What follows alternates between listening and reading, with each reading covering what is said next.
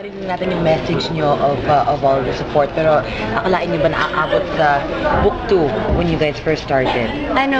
Thankful kami dahil gabi-gabi kami sinusubaybayan ng mga tao, and ito nga, ikalawang yugto namin, so sana supportahan nila kami. And yun, we're very thankful sa lahat ng mga viewers every night. Paano masalang lumalalim yung pagsasama nyo on with the cast, with the, of course, now that na-extend pa? Siyempre we're thankful. Sobrang naming thankful na umabot sa ganito, and we're really happy. We're sobrang happy. Sobrang happy namin. Yun, thankful kami sa inyong lahat at sana supportahan nyo ngayong January 14. Mas lalo ba naging intense yung relationship nyo as friends or more than that? Dahil sa teleserye na to? Mas matagal lang po kami nagkakasama ngayon, and yun,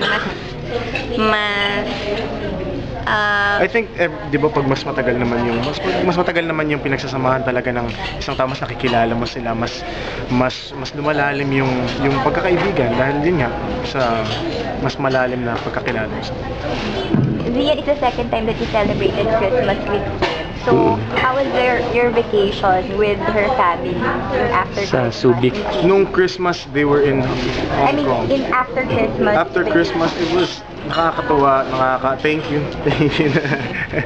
you na, kasi kami naman wala kami pupuntahan sa New Year, so yun, it's masaya, syempre masaya na nakasama ko si Kim nung bagong taon. Syempre, sana ma-invite pa niya ako sa mga susunod na parties. Surprise mo ba ulit siya? Anything na surprise na ginawa mo for her this time? Yung pumunta siya ng Subic, yung pumunta siya with my family. Yes, yan. Anong pakiramdam na ganun, siya na napapalapit ka rin sa family ni Kim? Natutuwa ako kasi di ba, tinatanggap nila ako, and syempre hindi ito yung parang parang relax lang, komportable lang ako nakasama sila because they accept me na parang nandyan ako. Kim, diretsong paglilinaw lang because naiintriga yung working relationship yun ni Maha ngayon. Gusto mo linawin kung nagkakainangan ba kayo ni Maha dahil nababalita na ni Gerald? For me, I'm happy for them, and then wala naman pong masama, pareho naman po silang single, and maging masaya na lang po tayo para po sa kanilang dalawa.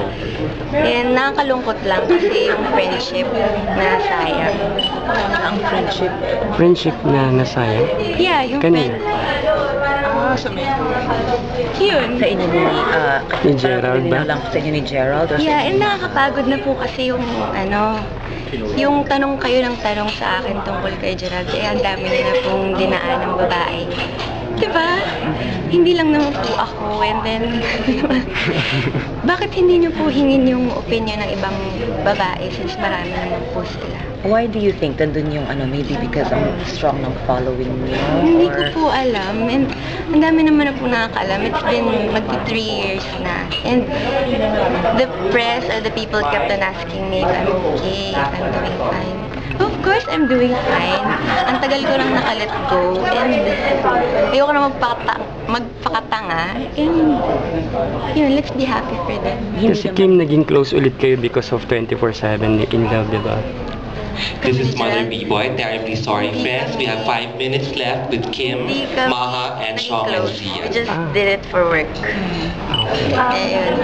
But how does it affect yung relationship niyo ni Maha on set?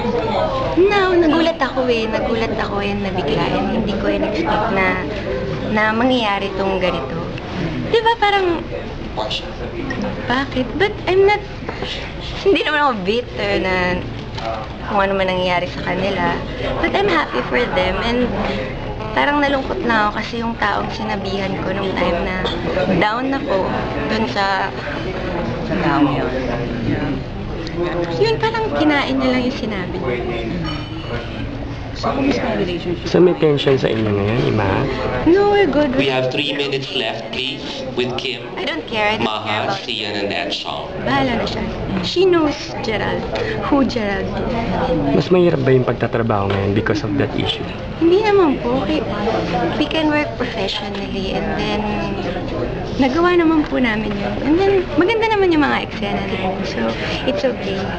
Hindi lang kaibigan ni Maha. Did she do anything to talk to She you about she asked permission to me. And then I said, bakit kailangan pa magpaalam? Wala na akong kay Gerald. Parang wala na talaga. Kaya medyo ano lang ako na madaming taong nagtatanong sa akin about Gerald. Bakit?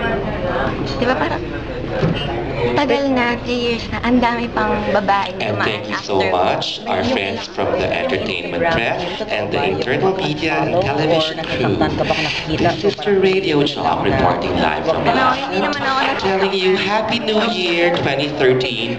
We have just celebrated 3 Kings. Let us welcome the new year with so much positivity, not positivity, negativity. fearless, And on that be note, happy, I would now and then pull out let's my enjoy. And artists, sa mga Kim, bashers, Maha, tama na and po. Let's Sean, just and be Sian. happy for the both.